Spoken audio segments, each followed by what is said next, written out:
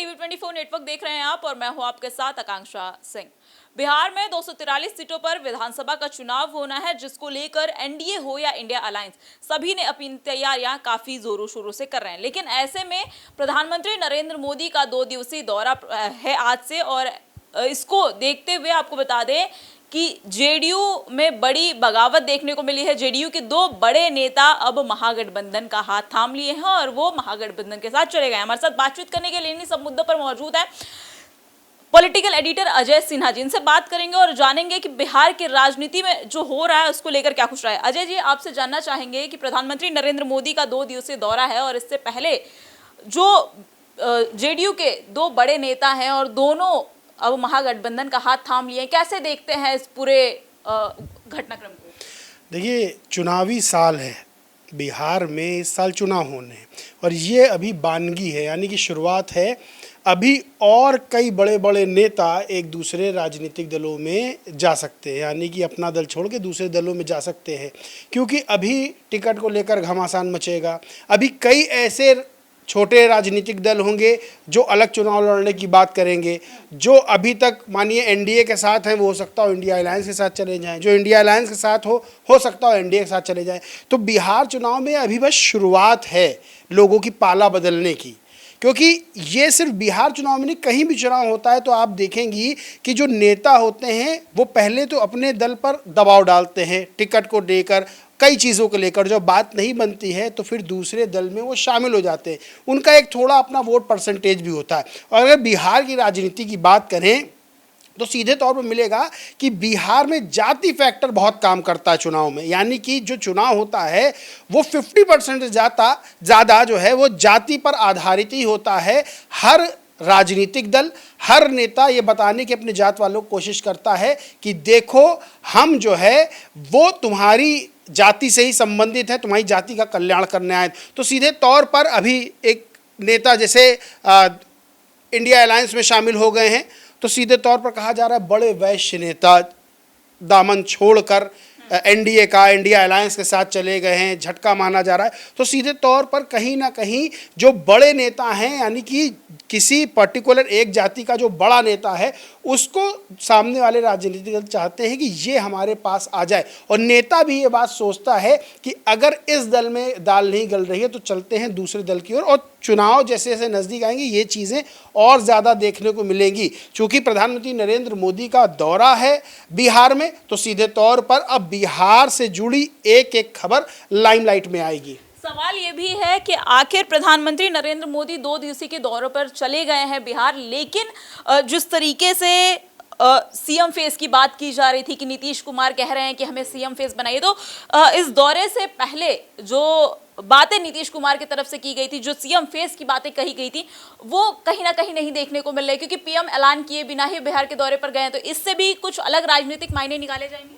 देखिए, फिर मैं बता रहा हूँ कि चुनावी साल है, प्रधानमंत्री नरेंद्र मोदी का दौरा जो है वो लगातार चलता रहेगा।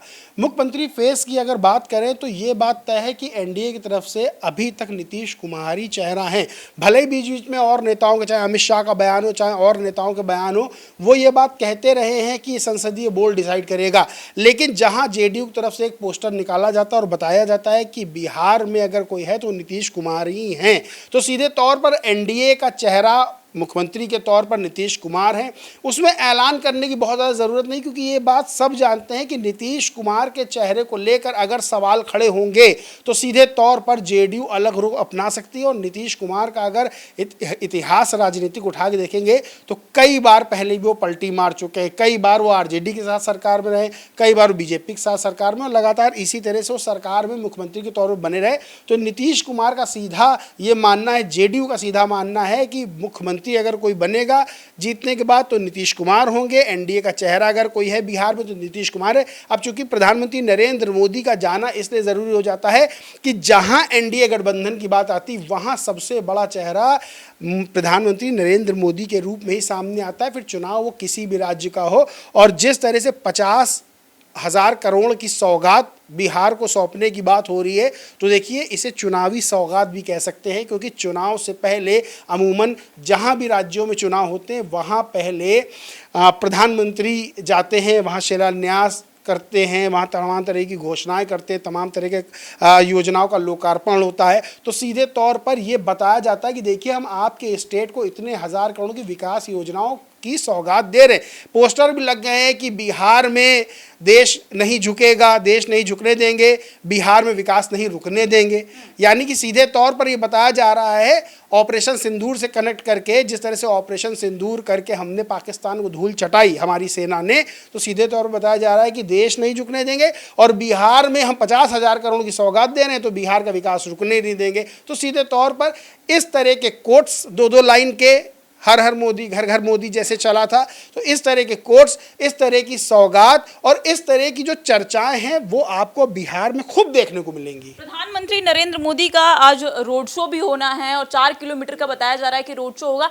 क्या इससे बिहार चुनाव पर कोई असर पड़ेगा, वोट बैंक पर कोई असर पड़ेगा? नहीं, बिल्कुल। प्रधानमंत्री नरेंद्र मोदी का अगर रोड शो है तो असर तो देखिए पड़ेगा।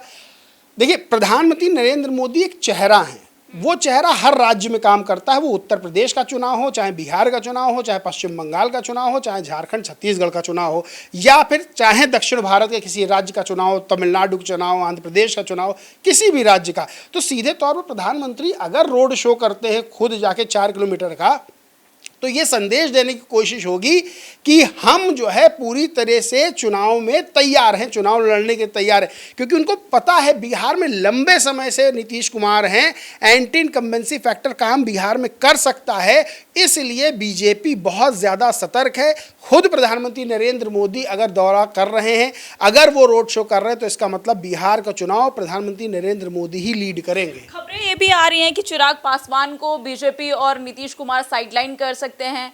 कैसे देखते हैं इसके और क्या राजनीतिक मायने निकलते हैं इसके? देखिए, इच्छाएं बहुत प्रबल होती हैं, इंसान की इच्छाएं जागृत होती हैं। हर कोई मुख्यमंत्री बनना चाहता है, हर कोई प्रधानमंत्री बनना चाहता है। अगर बिहार की राजनीति के परिप्रेक्ष्य में बात करें तो इस वक्त सबसे बड़ा सवाल जो खड़ा हो रहा है वो नीतीश कुमार की मानसिक हालत को लेकर खड़ा हो रहा है। नीतीश कुमार कुछ ना कुछ ऐसी हरकत कर देते हैं जब सवालिया निशान विपक्ष खड़े करने लगता है और ये बात कहता है कि नीतीश कुमार पूरी तरह से मानसिक रूप से स्वस्थ नहीं है।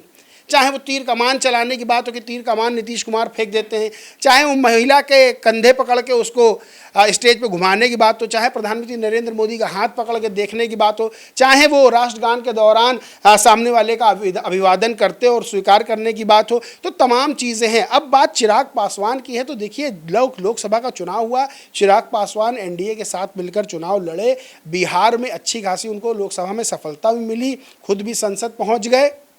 तो सीधे तौर पर चिराग पासवान युवा हैं, बिहार की राजनीति से आते हैं, बिहार से आते हैं, तो कौन ऐसा नेता होगा जो नहीं चाहेगा कि हम मुख्यमंत्री बने। और जाहिर सी बात है, ये जो खबरें निकल कर सामने आती हैं, ये सीधे तौर पर कहीं ना कहीं ये जो खबरें हैं ये प्रेशर पॉलिटिक्स से भी जुड़ी होती हैं। प्रेशर पॉलिटिक्स ऐसे कि एक दल कहता है कि अब हम इनके साथ मिलकर चुनाव नहीं लड़ेंगे, हम अलग चुनाव लड़ेंगे। तो जाहिर सी बात है, बड़ा दल जो है, राजनीतिक दल, वो ये सोचेगा अगर ये छोटा दल हमसे अलग होकर चुनाव लड़ता है तो कहीं हमको 1-2-4% का नुकसान ना कर जाए। तो बड़ा दल नहीं चाहेगा, तभी सीटों के बंटवारे की बात होगी। अगर बड़े दल के निर्देश पे छोटा राजनीतिक दल ये कह देगा कि नहीं साहब जो कह रहे हैं हम वही मानेंगे, तो सीधे तौर पर फिर इस तरह से राजनीति में आप अपना वजूद धीरे धीरे खोने लगते हैं।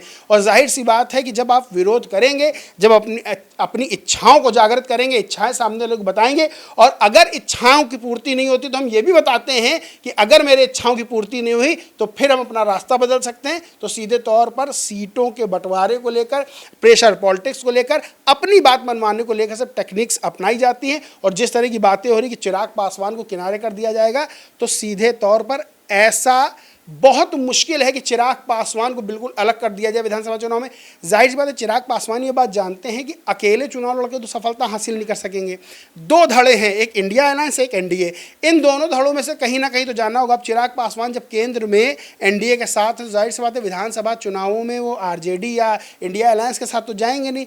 तो सीधे तौर पर चिराग पासवान को एक संदेश देने की हो सकता है कोशिश हो कि ज़्यादा करोगे तो हटा दिया जाएगा तुमको गठबंधन से, और अगर हम जो तुमको सीटें बताते हैं उस सीटों पर तुम रजामंद हो तो फिर तुम हमारे साथ आकर चुनाव लड़ सकते हो। तो बिल्कुल देखिए, बिहार की राजनीति तो इस समय चर्चा का विषय बनी हुई है, लेकिन इसके साथ ही साथ बिहार में एक पोस्टर जो कि सोशल मीडिया पर काफी सुर्खियां बटोर रहा है, उस पोस्टर में लिखा गया है कि ना देश झुकेगा ना बिहार का विकास रुकेगा, और उसको लेकर अब चर्चा सोशल मीडिया पर चल रही है। इसी के साथ साथ खबरें ये भी हैं कि चिराग पासवान को बीजेपी और जेडीयू मिलकर साइडलाइन कर सकती है। इस पर भी हमारे पॉलिटिकल एडिटर अजय सिन्हा ने अपनी राय दी। आपको ये खबर कैसी लगी, मैं कमेंट सेक्शन में कमेंट करके जरूर बताइएगा। ऐसे देश और दुनिया की तमाम खबरें देखने के लिए बने रहिए हमारे साथ टीवी 24 नेटवर्क के साथ।